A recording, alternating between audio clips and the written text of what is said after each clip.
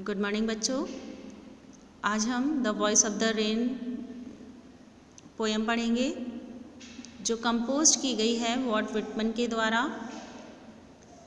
इस पोएम में जो पॉइट हैं वो personification figure of speech use करते हैं। उन्होंने पर्सोनिफिकेशन फिगर ऑफ स्पीच होती है जो कि नॉन ह्यूमन बीइंग होते हैं, उनको ह्यूमन क्वालिटीज़ बता दी जाती हैं उनके अंदर। तो इस पोएम में भी जो नॉन ह्यूमन बीइंग है वो है रेन और उसकी क्वालिटीज़ बताई हैं जैसे कि ह्यूमन की होती हैं। तो चलिए स्टार्ट करते हैं। And who art thou said I to the soft falling shower. I कौन है यहाँ? आई है यहाँ पॉइट। पॉइट क्या कहता है? पॉइट पूछता है एंड हु आर्ट दाउ, तुम कौन हो? किससे पूछता है? Soft falling shower. Soft falling shower कौन है? Rain. Which strange to tell give me an answer as here translated. Which जो कि क्या, स्ट्रेंज टू मी मुझे एक अजीब अनुभव होता है जब मुझे आंसर मिलता है। गिव मी एन आंसर, वो जो रेन है मुझे आंसर करती है। एज हेयर ट्रांसलेटेड, मैं उसका यहाँ पे आपको रूपांतरण करके बताता हूँ। जो पॉइट हैं वो ये बताते हैं कि जो रेन है, मैंने रेन की जो ड्रॉपलेट हैं उनसे मैंने पूछा है कि तुम कौन हो। तो मुझे बहुत स्ट्रेंज लगता है, और वो स्ट्रेंज क्या है कि वो जो रेन ड्रॉपलेट हैं वो मुझे बताती हैं, आंसर करती हैं कि I am the poem of earth said the voice of the rain. तो यहाँ हमने क्या किया, जैसे अभी मैंने आपको बताया पर्सोनिफिकेशन यूज़ किया है। तो ये जो लाइन है पर्सोनिफिकेशन है, said the voice of the rain. क्या आपने कभी रेन की कहते हुए कुछ सुना है? केवल वो कैसी साउंड करती है? टप टप टप, है ना, लेकिन कभी बोलती नहीं है। लेकिन यहाँ पॉइट ने कहा है कि वो रेन बोली, और रेन ने क्या कहा? I am the poem of the earth. मैं किसकी पोएम हूँ? मैं एक कविता हूँ इस पृथ्वी की। Eternal I rise impalpable out of the land and the bottomless sea. Palpable मतलब something that can not be touched.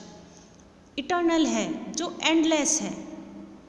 Endless है क्योंकि जो ड्रॉपलेट है वो कभी ख़त्म नहीं होती, है ना, बनती रहती हैं। तो ये क्या कहा है? आई राइज इम्पैल्पेबल, मैं फिर से बनती हूँ जिसको छुआ नहीं जा सकता। और किसे छुआ नहीं जा सकता? Out of the land and the bottomless sea. कहाँ से उठी हैं ये लैंड से उठी हैं। और बॉटमलेस, जिसका बॉटमलेस मतलब जो कि एंडलेस है। सी जो इतना गहरा है, पता नहीं कितना गहराई है उसकी, हम अंदाज़ा नहीं लगा सकते। वहाँ से ये ड्रॉपलेट्स बनती हैं। अब ये जो सेकंड पैसेज है, इस वाले पैसेज में ये बताया है पॉइट ने कि जो वाटर साइकिल है, आपने साइंस में पढ़ा होगा बच्चों, वाटर साइकिल क्या होता है? वाटर साइकिल में क्या होता है? नीचे पानी पड़ा हुआ है, समुद्र में पानी है ना, या लैंड पे कहीं थोड़ा सा पानी इकट्ठा हो रहा है। तो फिर क्या होता है? वो सन रेज से वो पानी वेपर बन जाता है, भाप बनती है ना। फिर वो क्या होता है? तो यहाँ जो ये इटर्नल है, इटर्नल और इम्पैल्पेबल, उस भाप को कहा गया है जिसको हम टच नहीं कर सकते। भाप को हम टच नहीं कर सकते ना। तो जब वो भाप बन के ऊपर उठती है लैंड और सी से, तो क्या होता है? Upward to heaven, hence vaguely formed altogether changed and yet the same. upward to heaven, heaven किसको बताया उन्होंने? जो क्लाउड बन जाते हैं। जब पानी, वाटर साइकिल आपने देखा होगा, जब नीचे से भाप बन के पानी ऊपर उठता है तो वो किसका फॉर्म ले लेता है? क्लाउड का फॉर्म ले लेता है। और वो भी कैसा होता है? वेगली फॉर्म्ड, कुछ उसका निश्चित कुछ नहीं है। कोई छोटा बादल होता है, कोई बड़ा बादल होता है, जिसे हम कह देते हैं देखो कितने सारे बादल इकट्ठे हो रहे हैं, तो शेपलेस है। और क्या होता रहता है? एक साथ इकट्ठे होते रहते हैं। ऑल टुगेदर चेंज, और बदलती रहती है उनकी shape. And yet the same, लेकिन रहेंगे क्या? बादल ही बने रहते हैं, लेकिन उनकी फॉर्म चेंज होती रहती है। I descend to love the thoughts. अब यहाँ आई कौन है? यहाँ रेन है। रेन क्या कह रही है? डिसेंड्स। डिसेंड्स मतलब वो कम्स डाउन, कहाँ आती है? अर्थ पर। To lave, lave means to wash, धोने के लिए। द ड्रॉट्स, ड्रॉट्स होते हैं जो सूखा पड़ा हुआ है। आपने देखा होगा जब बारिश की बूंद आती हैं तो जहाँ सूखा होता है, धरती एकदम सूखी पड़ी है, वो एकदम कैसे हो जाती है? वहाँ से वो हरी भरी हो जाती है। एटमीज ये होते हैं टाइनी पार्टिकल्स, डस्ट लेयर्स, जो डस्ट लेयर धूल जमी हुई है of the globe. Globe means world, जो पृथ्वी है, पृथ्वी पर क्या है, डस्ट की लेयर है, एटमीज हैं, जो छोटी छोटी सी पार्टिकल्स हैं, जो ड्रॉप सूखा पड़ा हुआ है, सबको वो क्या कर देती हैं, ड्रॉपलेट्स वॉश कर देती हैं। तो लाव मीन्स टू वॉश। इसका मतलब ये है कि जो वाटर साइकिल है, एक बार आपने देखा नीचे समुद्र में पानी है या लैंड पे पानी है, वो भाप के रूप में ऊपर उठा, ऊपर जाके बादल बना, और फिर वो बादल फिर से क्या हुआ, बारिश के रूप में, बारिश के फॉर्म में फिर नीचे आया। और उसने क्या क्या काम किया, उसने काम किया, जो सूखा था उसे हरियाली दी, जो छोटे छोटे पार्टिकल्स थे उनको उसने फुलफिल किया, डस्ट लेयर जो धूल की परतें जमी हुई थी पृथ्वी पर, उन सबको क्या कर दिया, सबको धो दिया, टू वॉश कर दिया। And all that in them without me were seeds only, latent unborn. Latent मतलब हिडन। एंड ऑल दैट, और इन सब के अलावा उस ड्रॉपलेट के बिना, मी मीन्स जो रेन है, उसके बिना क्या होता, वो केवल सीड्स भी कैसी रह जाती, हिडन रह जाती, अनबॉर्न रह जाती, जिनका कोई डेवलपमेंट नहीं होता। आपने देखा है कभी आपने छोटा पौधा लगाया है, पौधे से पहले हम बीज बोते हैं, और बीज को क्या करते हैं, जब हम बीज को ज़मीन में नीचे गाड़ देते हैं तो उसमें पानी डालते रहते हैं, जिससे क्या होता है, उसको नया जीवन मिलता है। जब हम पौधा और लगाएंगे और बड़ा होगा, उसमें और पानी डालेंगे तो क्या होगा, वो और ग्रोथ करेगा। तो यहाँ रेन अपनी इम्पोर्टेंस बता रही है कि मेरे आ जाने से कितने चेंजेस हो जाते हैं, जो सूखा है वो हरियाली में बदल जाता है, डस्ट लेयर्स हट जाती हैं, पृथ्वी पर हरियाली छा जाती है, हर तरफ क्या हो जाता है, एक बहुत अच्छा खुशनुमा माहौल हो जाता है। और सबसे महत्वपूर्ण क्या है, जो सीड्स हैं, जो बीज हैं, अगर मैं नहीं होती तो क्या होता, उनका डेवलपमेंट नहीं होता, उनका ग्रोथ नहीं होता, है ना। And for ever by day and night, और हमेशा के लिए क्या है, डे एंड नाइट, दिन और रात, लगातार निरंतर, I give back life to my own origin. और जहाँ से इनका उद्भवन हुआ है, जहाँ से इनकी शुरुआत हुई है रेन ड्रॉप की, वो दिन रात फिर से वापस जाती हैं, फिर से बन जाती है। ये इनका साइकिल है, एक रेन का भी साइकिल है, जैसे मैंने अभी आपको बताया वाटर साइकिल होता है ना, वही रेन का साइकिल है। पहले भाप बनी, भाप से फिर बादल बनी, बादल से फिर बूंद बनी, फिर पृथ्वी पर गिरी, फिर पृथ्वी से वापस गई। ये क्या है, ये एंडलेस इनका क्रम चलता रहता है। And make pure and beautify it, और किसको ब्यूटिफाई करते हैं, प्योर कर देते हैं। आपने देखा होगा जो बरसात का जो सीज़न होता है वो कितना खुशनुमा होता है, हर तरफ फूल खिले होते हैं, है ना, हर कोई खुश रहता है, मोर नाचते हैं, गुनगुनाती हैं, चिड़ियाँ गाती हैं, क्योंकि उनको भी सबको बरसात का मौसम अच्छा लगता है, क्योंकि नई पौधे खिलते हैं, फूल खिलते हैं, हरियाली हो जाएगी, फूल खिलेंगे तो सबको सुंदर लगेगा। तो इट मेक प्योर, इसको एकदम शुद्ध कर देते हैं। जो धूल के पार्टिकल जमे हुए थे पृथ्वी पर, वो भी धुल जाते हैं, ब्यूटीफाई हो जाते हैं, सुंदरता बढ़ जाती है।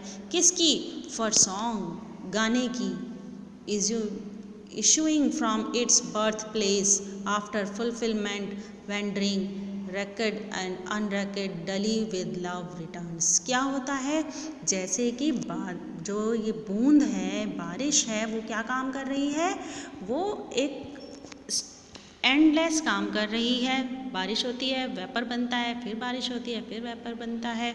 ऐसे ही इनके सॉन्ग हैं, क्या है सॉन्ग, इन्होंने ये गाया, ये गीत बनाया, उन्होंने ये कविता लिखी, ये कविता हमने सुनी, हमें सुनने में बहुत मधुर लगी, हमें कितना अच्छी इसमें पर्सोनिफिकेशन का पता चला कि एक बूंद भी क्या सोचती है, उसके क्या क्या काम है, हमें उसकी इम्पोर्टेंस पता चली। तो वो यही कह रहे हैं कि जो इसकी रियल बर्थ प्लेस है, वहाँ से ये चली, और फिर ये कितने जनों ने इसको सुना, कितना अच्छा इन्होंने एटमॉस्फेयर दिया। आफ्टर फुलफिलमेंट, जो उसका काम था बूंद का, वो उसने पूरा किया, फिर वापस से फिर आसमान में बादल के रूप में बन गई। उसी प्रकार से इनके सॉन्ग हैं, जो ये कवि हैं, इन्होंने भी अपने सॉन्ग लिखा, हमने सब ने पढ़ा, इसको अप्रिशिएट किया, और उसको इतने अप्रिसिएशन मिलने के बाद पोइट को ये सब चीज़ें बहुत अच्छी लगी, और क्या मिला उनको रिटर्न में, विद लव रिटर्न्स, और बहुत सा प्यार उन्हें मिला। क्योंकि हम बारिश को भी क्या करते हैं, पसंद करते हैं, बूंद को पसंद करते हैं। आपने देखा होगा बहुत से तो बारिश में नहाने निकल जाते हैं, क्यों, क्योंकि ये एक बहुत अच्छा एटमॉस्फेयर देती है। रैकेड एंड अनरैकेड डली विद लव रिटर्न्स, और क्या मिलता है उन्हें वापस में? वापस में उन्हें बहुत सा प्यार मिलता है। ऐसे ही उनकी कविता है और ऐसे ही उनकी रेन है। रेन को यहाँ पर्सोनिफिकेशन यूज़ किया है, फिगर ऑफ स्पीच, क्योंकि इसमें ह्यूमन क्वालिटीज़ बताई हैं। जैसे ह्यूमन क्वालिटीज़ होती हैं ऐसे ही रेन की क्वालिटीज़ हैं। बच्चों अब देखो, ये एक poem the voice of the rain, आपको मैं जिस्ट बता देती हूँ। ये कन्वर्सेशन है between poet and A rain. Poet ने एक क्वेश्चन पूछा रेन से कि तुम कौन हो, तो रेन कहती है सॉफ्ट शावर्स ऑफ रेन कि I am the poem of the earth. इससे जब उसे ये उन्होंने आंसर किया रेन ने, तो पोइट इससे बहुत फैसिनेट हुए, वो बहुत ज़्यादा आश्चर्यचकित हुए कि ये बहुत मेरे लिए सरप्राइजिंग है। पोइट ने सोचा ये मेरे लिए सरप्राइजिंग है कि रेन भी कुछ आंसर करती है। फिर उन्होंने बताया सेकंड पैसेज में कि यहाँ पे जो ये बताया है कि ये साइकिल ऑफ अर्थ है। रेन क्या कहती है? I am the poem of earth, eternal हूँ, अनंत, एंडलेस है, अनटच्ड है, मुझे कोई छू नहीं सकता है, क्योंकि वेपर का रूप बना लेती है ये, भाप के रूप में। I rise out of the land and sea, कहाँ से उठती है? लैंड एंड सी से, ये इनका ऑरिजिन है। गोज अपवर्ड टू स्काई, कहाँ जा रही है? स्काई में जा रही है। हेवन जिसको उन्होंने कहा, हेवन मीन्स स्काई, ठीक है। And shape becomes dim, shape बनती बिगड़ती रहती हैं, चेंज होती रहती हैं। फिर उन्होंने नेक्स्ट पैसेज में कहा है डिसेंड द वॉश, वो क्या करने के लिए आई है? वो वॉश करने आई है, नीचे आई है, कम्स डाउन अर्थ पर वॉश करने के लिए ड्राइनेस को, टाइनी पार्टिकल्स को, डस्ट लेयर्स, जो डस्ट लेयर्स हैं उनको ख़त्म करने आई है, और सीड को ग्रो करने के लिए आई है रेन। रेन ने यहाँ पे अपनी क्वालिटीज़ बताई कि उसका क्या काम है। अब नेक्स्ट पैसेज में उन्होंने बताया ब्लूम द रेन। रेन क्या कर रही है? पोइट कंपेयर्स करता है किसको? रेन को और सॉन्ग को। मैंने अभी आपको बताया था वो गिव्स लाइफ टू अर्थ। क्या करती है रेन? अर्थ को लाइफ देती है, ब्यूटिफाइज करती है, सुंदर बना देती है, और कंप्लीट्स द साइकिल, और अपना साइकिल फिर कंप्लीट करती है, फिर ऊपर उठती है, फिर नीचे गिरती है, फिर ऊपर उठती है। इससे उसे वापस में क्या मिलता है? Returns with lots of love, उसे बहुत सा लव मिलता है वापस में।